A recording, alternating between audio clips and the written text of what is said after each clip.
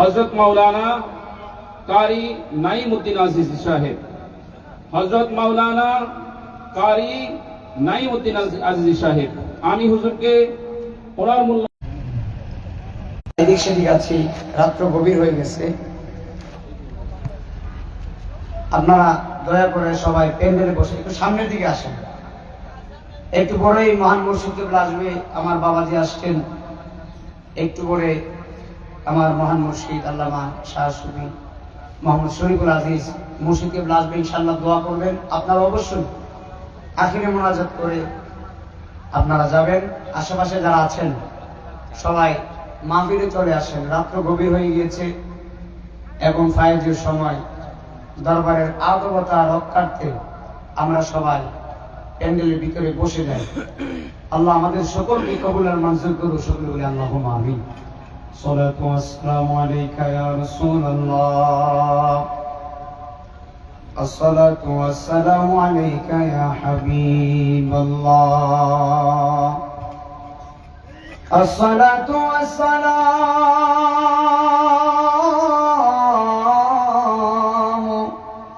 আলাইকা ইয়া শফীআল মুজনিবিন, আসসালাতু ওয়াসসালামু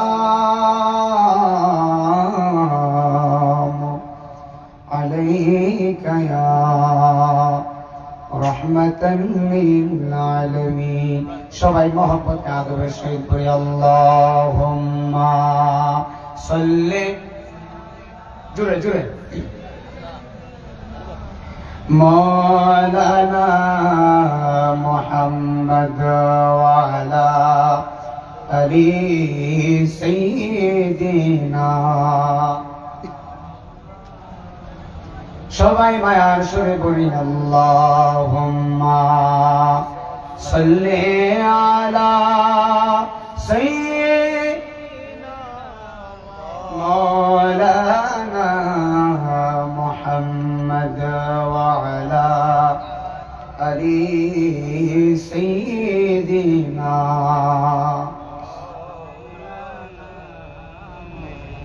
বেলা যখন শেষ হইবে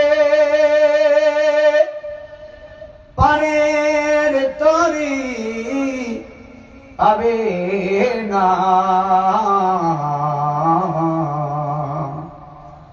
রাজা বলো ফকির বলো আজরাইল কাউরে ছাড়বে না। আল্লাহুম্মা, সবাই শেষ রাত্রে মহব্বতে বলি সাইয়্যিদিনা লানা মুহাম্মদ ওয়া আলা আলি সাইয়্যিদিনা। জিন্দেগি তোর যাই রে ফাঁকি দিয়া রে সোনার আদম, জিন্দেগি তো যাই ফাঁকি দিয়া। আল্লাহু আকবার বলা যাবে না? এই দুনিয়াতে আমরা চিরস্থায়ী থাকবো না ভাই। সবাই কি চিরস্থায়ী থাকবো? থাকবো না। গত 2 দিন আগে ঈদুল ফিতরের গেছে, ঈদের দিন গেছে নাকি? আমার চোখের সামনে ঈদের দিনে ঘোরাঘুরি করতে মোটরসাইকেল নিয়ে বেরোছে। তোর তাজা যুবক, বিয়ে করে নাই, অ্যাক্সিডেন্ট হয়ে পা আলাদা হয়ে গেছে। আমার চোখের সামনে অনেক মানুষ রাস্তায় পড়ে মারা গেছে। এই যে তারা কবর গেছে, আর কি দুনিয়াতে আসতে পারবে? জোরে বলতে হবে। কেউ দুনিয়াতে আসতে পারবে না। আমিও একদিন কবরে চলে যাব ভাই। আমি চেষ্টা করলেও দুনিয়াতে আসার সুযোগ, কথা বলেন না, সুযোগ নেই। আমার বাবাজি আপনাদেরকে নিয়ে মূল্যবান তাকরার করবেন, তরিকতের কথা বলবেন। আমি নাঈমউদ্দিন আজিজ, আমার মহান মুর্শিদ আল্লামা শরীফুল আজিজ বাবার হুকুম আদেশ ক্রমে কয়েকটা মিনিট কথা বলতেছি, যদিও আমি অসুস্থ। প্রায় তো মাহফিল আপনারা জানেনই। এ দরবারে ওয়াল্লাহি বিল্লাহি তাআলা মাথায় পাগড়ি মিথ্যা নয়, আল্লাহর কসম করে বলি ওয়াজ করার জন্য আসি নাই যে আমি ওয়াজ করবো আপনারা আমাকে দেখবেন, আমি বক্তা, আমি পরিচয় হতে চাই না। মহান মুর্শিদের দয়ায়, আমার মিরান সাহেব দয়ায় সারা বাংলাদেশই চিনে, আলহামদুলিল্লাহ।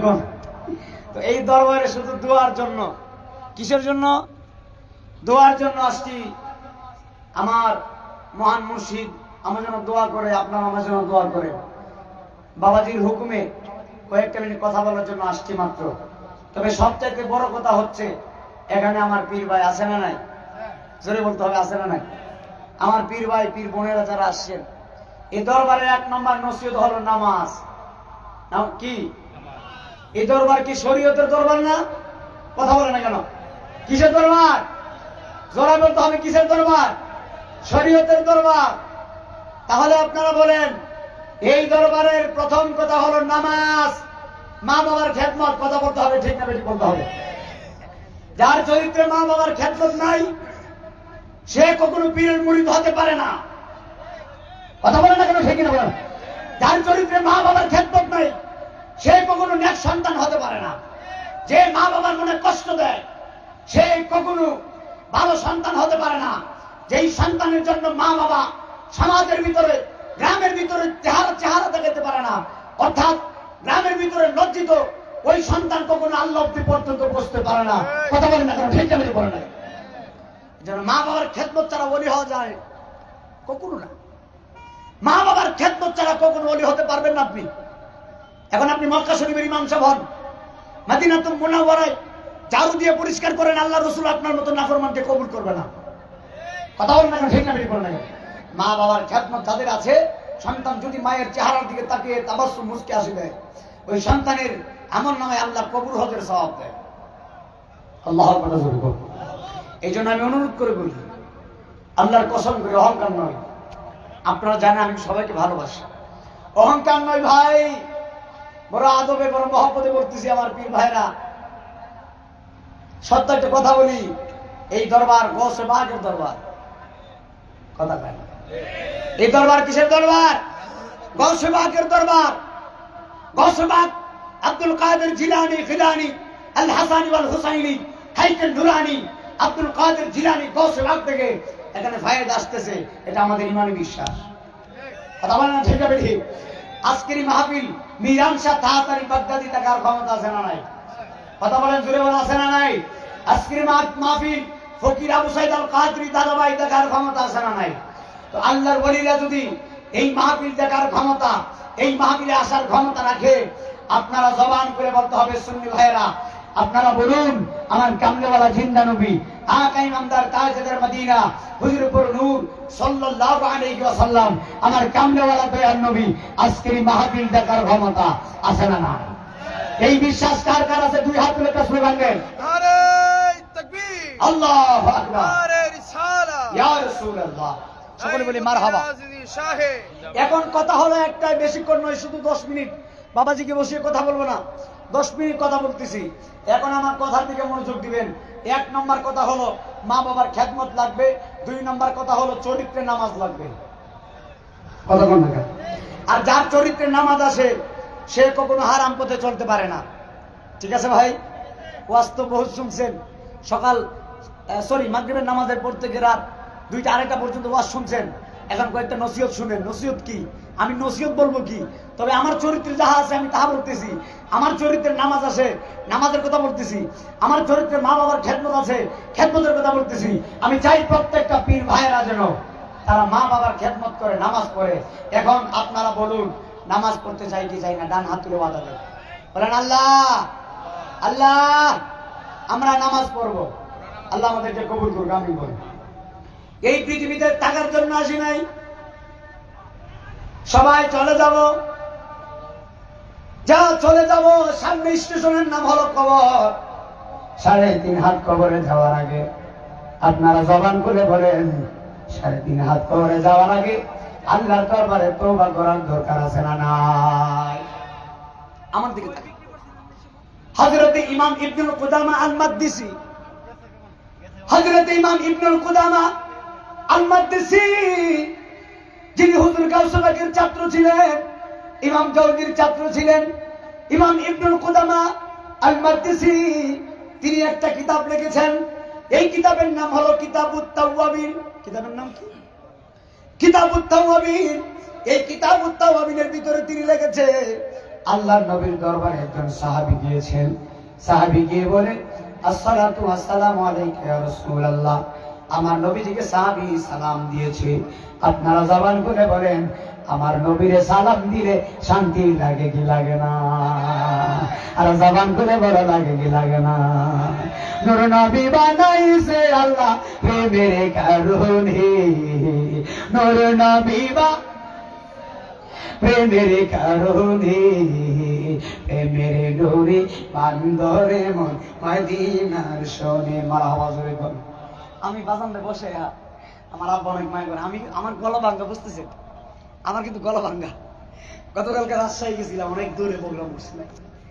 রাজশাহী থেকে ঠান্ডা হয়ে গেছে। আবার তো মাহফিল তো প্রতিদিন, কালকে 2টা প্রোগ্রাম। তো এখানে সত্য কথা বলতে আমার বাবা যে হুকুম দিয়েছে বলতে, না হলে ওয়াজ করার কোনো ইয়া নাই। তো দোয়া চাই, ইনশাআল্লাহ আপনারা দোয়া করবেন। তো আপনারা বলুন, নবীকে সালাম দিলে কেমন লাগে? ভালো লাগে না ভাই? তাহলে একটু বলেন না, নূর নবী বানাইছে আল্লাহ প্রেমের কারণে, নূর নবী প্রেমের কারণে, প্রেমের ডোরে বান্ধরে মন মদিনার শোনে। বলরা প্রেমের ডোরে বান্ধরে মন মদিনার। আল্লাহ বানাইল কত জাতি, আর বানাইল নূরের জ্যোতি। নূর নবী বানাইছে আল্লাহ প্রেমের কারণে, নূর নবী প্রেমের কারণে, প্রেমের ডোরে বান্ধরে মন মদিনার শোনে। জোরে জোরে কি আল্লাহু আকবার বলা যায় না? এ আমার পীর ভাইরা যারা আসছো, একদম গভীর খেয়াল দিয়ে শুনে যান। নবীর দরবারে সাহাবী কই, ইয়া রাসূলুল্লাহ একটা প্রশ্ন জানতে চাই। মারহাবা কোন? নবী বলে, সাহাবী কি তুমি জানতে চাও? সাহাবী বলে, ইয়া রাসূলুল্লাহ আপনার কোন উম্মত যদি জিনা করে। কি করে? জোরে কোন? সাহাবী বলে, ইয়া রাসূলুল্লাহ আপনার কোন উম্মত যদি জিনা করে, জিনা করার পরে আপনার উম্মত যদি ওই জেনার জন্য, ওই গুনার জন্য আল্লাহর কাছে মাফ চাই, আমার আল্লাহ কি তার জীবনের গুনাহ মাফ করবনি? নবী বলে, কয়বার? বলে, ইয়া রাসূলুল্লাহ একবার যদি জেনা করে, জেনা করার কারণে যদি আল্লাহর দরবারে মাফ চাই, আমার আল্লাহ মাফ করবনি? নবী বলে, মাফ। আর সুবহানাল্লাহ। ইয়া রাসূলুল্লাহ একই গুনাহ 2বার করে ফেলেছে, 2বার করে কি গুনার জন্য তওবা করেছেন, আমার আল্লাহ রাব্বুল আলামিন তার গুনাহ maaf করবেনি? নবী বলে maaf করে দিবে। ইয়া রাসূলুল্লাহ নবী একই গুনাহ 3বার করছে, আমার আল্লাহ তার গুনাহ maaf করবেনি? বলে তওবা করলে আল্লাহ maaf করে দিব। অর্থাৎ তওবার কি গুরুত্ব আল্লাহ কোরআনে বলেছে, লা তাকনাতু মির রাহমাতিল্লাহ, আমি আল্লাহর রহমতের দরিয়া থেকে বান্দা নিরাশ হয় না। আমি আল্লাহর কাছে যদি বান্দা গভীরে মাপ চাই গো, আমি আল্লাহ রাব্বুল আলামিন বান্দার পাহাড় সমতুল্য গুনাহ maaf করে দিব।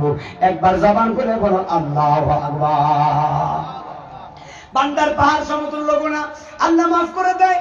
এখন আপনার গুনাহ কতটুকু? আপনার গুনাহ যদি হয় দরিয়া, আপনার গুনাহ যদি হয় পাহাড় সমতুল্য, গুনাহ যদি হয় পাহাড় সমতুল্য, গুনাহ যদি হয় দরিয়া সমতুল্য, আমার আল্লাহর দয়া হলো এর চাইতে বেশি। বান্দা যদি আল্লাহর কাছে তওবা করে, আমার আল্লাহ রাব্বুল আলামিন বান্দার গুনাহ maaf করে দেয়। আগের যুগের মুরব্বীরা রাত 2টা 3টার সময় উঠে তাহাজ্জুদের রুজু বানাইয়া নামাজের বিছান বিছাইয়া আমার আল্লাহর কাছে বলছে, আল্লাহ জীবনে বহুত গুনাহ করছি, তুমি আমাদের maaf করে দাও। এই জন্যই তো আগের যুগের মুরব্বীরা পানিতে ফু দিলে এই পানি গাইলে ফেলের বেদা ভালো হয়ে যাইত। কারণ কি আগের যুগে বেশি মিথ্যা ছিল না, মোবাইলও ছিল না। আর এখন মোবাইলও বেরিয়েছে, মিথ্যাও বেরিয়েছে। ঠিক আছে নি? মোবাইলও বেরিয়েছে, মিথ্যাও বেরিয়েছে, অনেক মিথ্যা হয়। আর মিথ্যার গুড়াউন একদম বাজার। তো এই জন্য মসজিদ হলো সবথেকে উত্তম জায়গা। আর নিকৃষ্ট জায়গার নাম কি? জুড়ে কর। নিকৃষ্ট জায়গা বাজার। এই বাজারের ভিতরে সব মিথ্যা হয়।